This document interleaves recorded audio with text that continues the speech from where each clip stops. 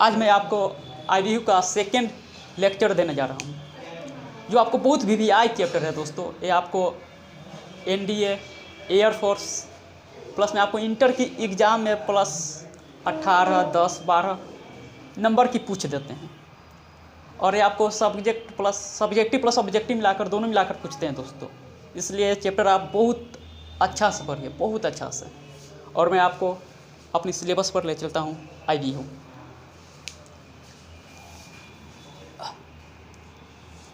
IBU क्या है? IBU किससे कहते हैं? IBU किससे कहते हैं ये परिभाषा है दोस्तों। मेरा परिभाषा, IBU की अदिश राशि आयताकार होती है। IBU की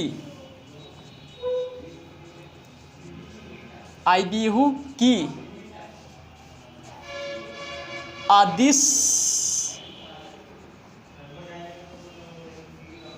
राशि आयताकार होती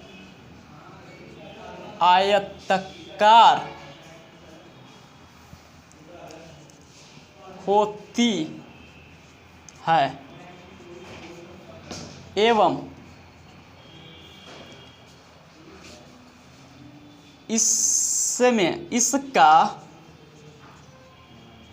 एवं इसका दीर्घ कोष्ठक, इसे दीर्घ कोष्ठक कहते हैं। इसे दीर्घ कोष्ठक मतलब वर्की कोष्ठक, दीर्घ कोष्ठक एवं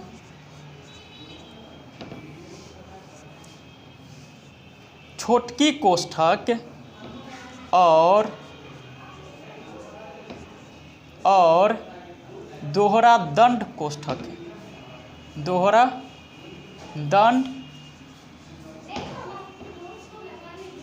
कोष्ठक में बंद रहता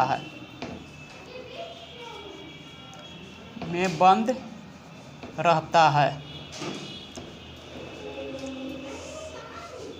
देखिए ये IBU की आपकी परिभाषा है दोस्तों।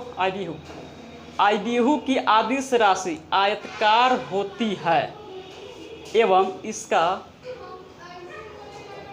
वर्की कोष्ठक, इसे वर्की कोष्ठक कहते हैं, इसको छोटकी कोष्ठक कहते हैं, ऐसे दोहरा दंड कोष्ठक कहते हैं। जो इसमें बंद रहता है उसी को हम IBU कहते हैं। एग्जाम्पल, उदाहरण देते हैं दोस्तों। उदाहरण, फर्स्ट उदाहरण, मान लीजिए कि ए आपकी ए आपकी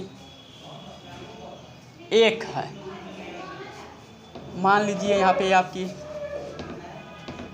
1, 2 है। मान लीजिए यहाँ पे ए आपकी 1, 2 है। देखिए दोस्तों, ये आपकी उदाहरण है। एक कोष्ठ में बंद है तो ये आपकी IBU है, एक कोष्ठ में बंद है तो ये आपकी IBU है, एक कोष्ठ में बंद है तो ये आपकी IBU है। समझे ना? सबसे ज़्यादातर NCERT में इसी का यूज है। और ये दोनों का आपको दोस्तों कंपटीशन में पूछ देता है, दोस्तों। NCERT 12th की किताब नहीं दिया हुआ है, लेकिन कंपटीशन में कभी कभी दोनों में से पूछ देता है दोस्तों। ठीक है, इसका आप स्क्रीनशॉट ले लेते हैं। और जैसे जैसे मैं बोलता चलूँगा ना दोस्तों, वीडियो के पॉज करके लिखते समझते, या तो बाद में पॉज करके लिख लीजिएगा, लेकिन अभी समझ लीजिए दोस्तों। ठीक है, इसको मिटा के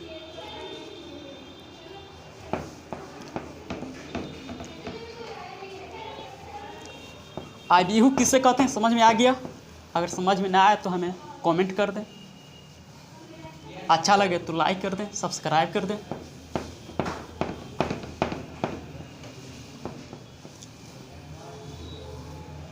अब मैं आपकी IBU की कुछ उदाहरण दे देता हूं दोस्तों। IBU की उदाहरण, हेडिंग में लिखिएगा, IBU की उदाहरण। IBU की उदाहरण। पहला उदाहरण है दोस्तों,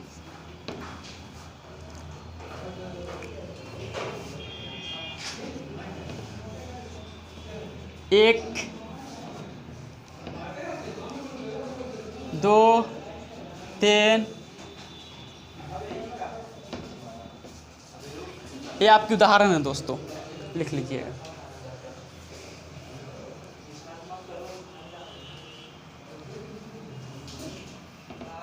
आप एक बार 3, 4, जो कोष्ठक में बंद रहता है उसी को उदाहरण कहते हैं, लिख लीजिएगा। ये उदाहरण नोटिस में नोट बना लीजिएगा। और एक और वीवीआई हम आपको बताने जा रहे हैं।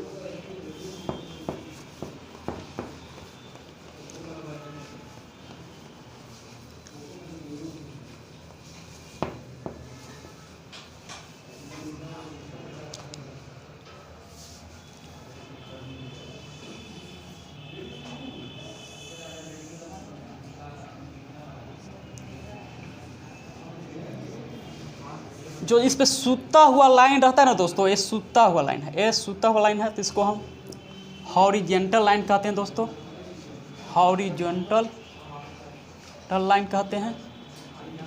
या तो इससे हम रो कहेंगे, या तो इसे हम रो कहेंगे। हिंदी में पंक्ति कहते हैं दोस्तों, हिंदी में पंक्ति, समझे ना दोस्तों। और ये जो उठा हुआ लाइन है, ये उठा हुआ खारा लाइन है, इसको हम वर्टिकल कहते हैं, वर्टिकल। इंग्लिश ही इसको कॉलम कहते हैं, दूसरा नाम इसको कॉलम है। या तो हिंदी में इसको स्तंभ कहेंगे, स्तंभ, लिख लीजिएगा। ये सूता हुआ लाइन को हम क्या कहते हैं, रो कहेंगे, हॉरिजेंटल लाइन या तो रो कहेंगे। उठा हुआ लाइन को वर्टिकल लाइन कहेंगे या तो कॉलम कहेंगे। इसको आप लिख लीजिएगा दोस्तों। कुछ और उदाहरण देते हैं।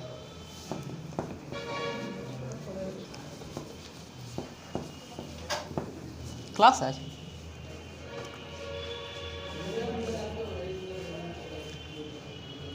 और मेरा आईबीयू के कुछ और उदाहरण है दोस्तों।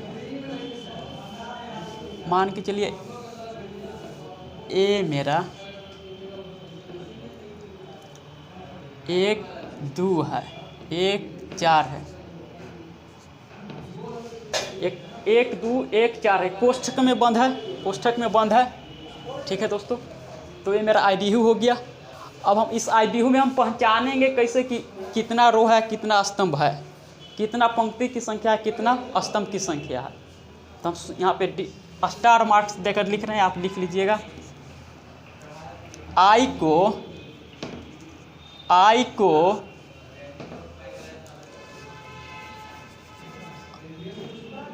पंक्ति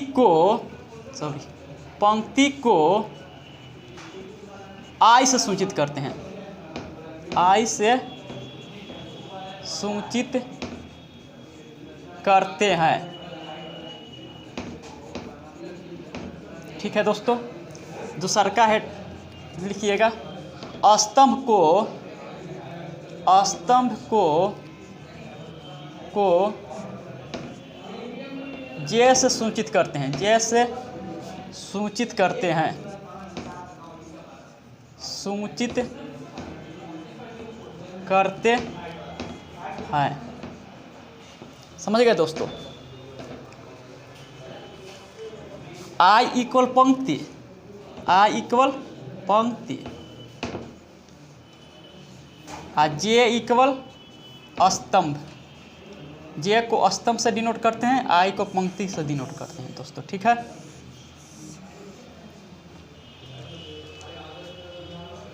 इसको लिख लीजिएगा। पंक्ति को आई से डिनोट करते हैं, स्तंभ को जे से डिनोट करते हैं। ठीक है दोस्तों, मिटाते हैं।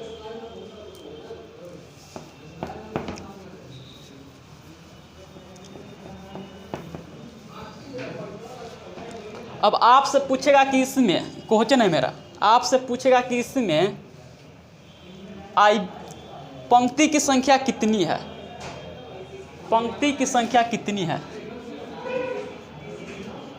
पंक्ति की संख्या। पंक्ति की संख्या किसको कहते हैं? जो सूता हुआ रहता है। ये पूरा मेरा पंक्ति है, ये मेरा पंक्ति है। हॉरिजेंटल लाइन को पंक्ति कहते हैं। देखिए हॉरिजेंटल लाइन को पंक्ति कहते हैं। हॉरिजेंटल जो इधर में जाता है उसको पंक्ति कहते हैं, जो ऊपर में रहता है उसको स्तंभ कहते हैं। तो ये मेरा पंक्ति है, तो पंक्ति को फर्स्ट पंक्ति को R1 से डिनोट करते हैं, फर्स्ट पंक्ति को R1 से डिनोट करते हैं, सेकेंड पंक्ति को R2 से डिनोट करते हैं, सेकेंड पंक्ति को R2 से डिनोट करते हैं। ठीक है, तो इसमें मेरा पंक्ति की संख्या कितना होगा? 2। ये फर्स्ट पंक्ति, ये सेकेंड पंक्ति। ठीक है, अब पूछेगा कि स्तंभ की संख्या कितनी है? स्तंभ की संख्या इक्वल। स्तंभ उसे कहते हैं जो वर्टिकल मतलब जो खारा रहता है। स्तंभ किसे कहते हैं? जो खारा रहता है। इसमें एक खारा है, वर्टिकल है। स्तंभ जो खारा रहता है, एक खारा है, एक खारा, तो इसको स्तंभ कहेंगे। ये स्तंभ हुआ। इसमें स्तंभ की संख्या कितनी है बताइए तो आप मुझे। तो स्तंभ की संख्या 2 है। एक ये है और एक ये है। एक यहाँ पे हो गया, एक यहाँ पे हो गया। स्तंभ की संख्या 2 है दोस्तों, समझ गए? कॉलम की संख्या 2 है, लिख लीजिएगा इसको।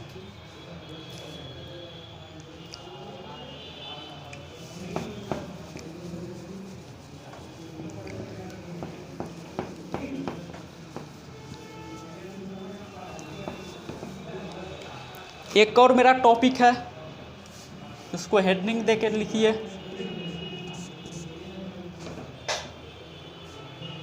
आबिहू की कोटि को कैसे लिखें? हेडिंग में लिखिएगा, आबिहू की कोटि को, आबिहू की कोटि को कैसे लिखें? आबिहू की कोटि को कैसे लिखें? एग्जाम्पल में दोस्तों मान के चलिए ये मेरा आबिहू है 2 5 6 7। आबिहू की कोटि को कैसे लिखें? तो एग्जाम्पल में मेरा 2 5 6 7 की एक आबिहू है। ठीक है दोस्तों, और हमें कोटि लिखना है। तो कोटि का मतलब क्या होता है? I क्रॉस J के रूप में रहे तो वह कोटि कहलाता है। I क्रॉस J के रूप में रहे वह कोटि कहलाता है, समझे ना? I क्रॉस J के रूप में रहे वह कोटि कहलाता है। तो इसमें I को हम डिनोट करते हैं। I इक्वल कुछ बोले थे? पंक्ति बोले थे। I इक्वल पंक्ति मतलब रो। I इक्वल पंक्ति और J इक्वल स्तंभ। J इक्वल स्तंभ बोले थे। तो ठीक है, आप बताइए इसमें कि पंक्ति की संख्या कितनी है? पंक्ति जो सूता हुआ रहता है उसको पंक्ति कहते हैं। तो ये R1 हो गया, एक पंक्ति, ये 2 पंक्ति। तो पंक्तियों की संख्या कितनी है? 2। तो 2 क्रॉस, अब बताइए कॉलम की संख्या कितनी है? जो खारा रहता है उसको कॉलम कहते हैं, उसको स्तंभ कहते हैं। जो खारा रहता है उसको स्तंभ कहते हैं। तो इसमें फर्स्ट कॉलम हो गया, इस सेकेंड कॉलम हो गया। तो कॉलम की संख्या कितनी? 2 है। तो इसकी कोटि कितना हो जाएगा? 2 क्रॉस 2 कोटि कितना हो जाएगा? कोटि 2 क्रॉस 2 की है। इसको गुना नहीं करेंगे, इसको 2 क्रॉस 2 में लिख देंगे तब सही होगा। अगर गुना कर देंगे तो आपको गलत हो जाएगा दोस्तों। 2 क्रॉस 2 की कोटि है, समझे दोस्तों?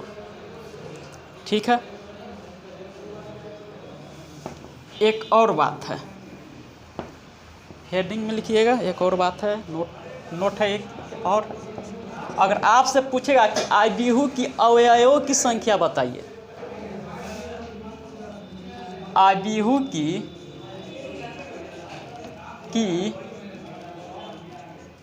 अवयव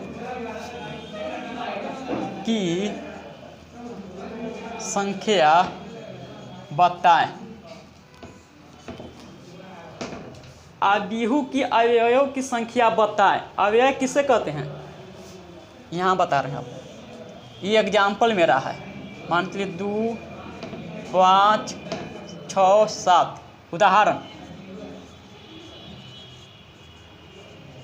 उदाहरण है दोस्तों 2 5 6 7। इसमें अवयव की संख्या कितनी है?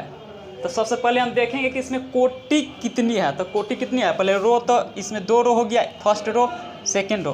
तो 2 क्रॉस कॉलम कितना है, 1 गो 2 गो। कॉलम कितना है दोस्तों, 1 कॉलम है 2 कॉलम है, तो 2 कॉलम है। तो कोटि की संख्या कैसे होती है, इसको गुना कर देंगे, मतलब अवयव की संख्या कितनी कैसे होती है। तो कोटि की संख्या को हम गुना कर देते हैं। फॉर्मूला लिख लीजिएगा। फॉर्मूला है कि आबिहू की अवयव की संख्या इक्वल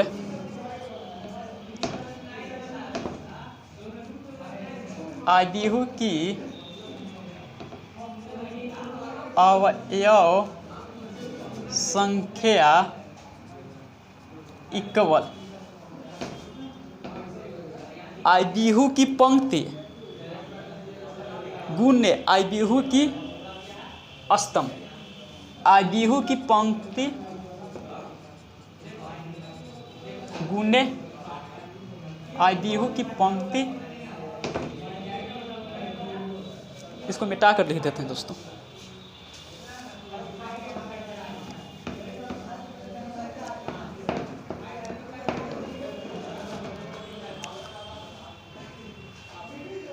मिटा कर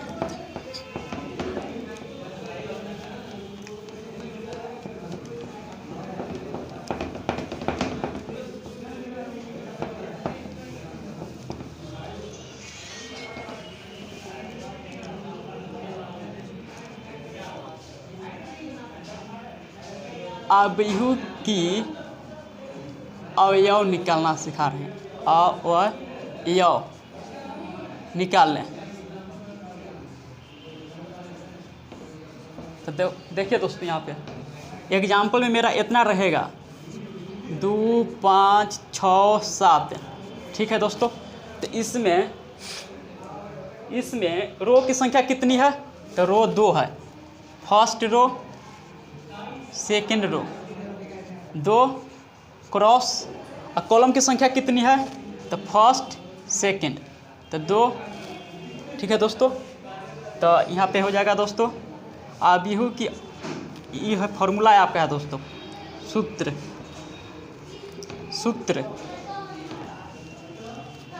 है दोस्तों।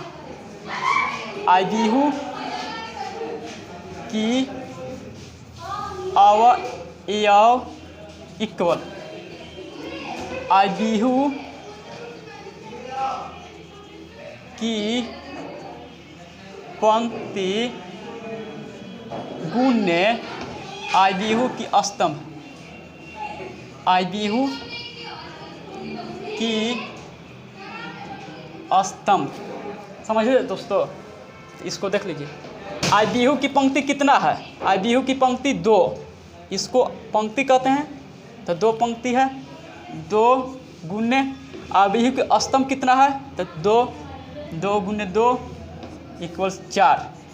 देख लीजिए यहाँ पे 4 है, यहाँ पे 4 गो तत्व है ना, 1 तत्व 2 तत्व 3 तत्व 4। इसी को, इस बीच वाले को अवयव कहते हैं। समझिए दोस्तों, इस बीच वाले को अवयव कहते हैं। ठीक है दोस्तों। एक हम क्वेश्चन देते हैं आपको, इसको उतार लीजिएगा, स्क्रीनशॉट ले लीजिएगा।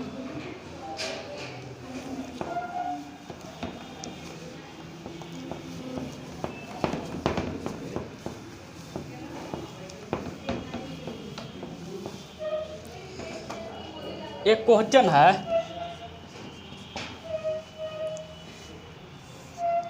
1 2 3 4 5 6, 1 2 1 4 2 3 2 6। ये क्वेश्चन मेरा है।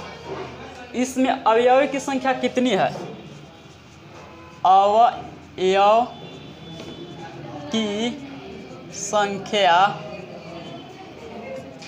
कितनी है।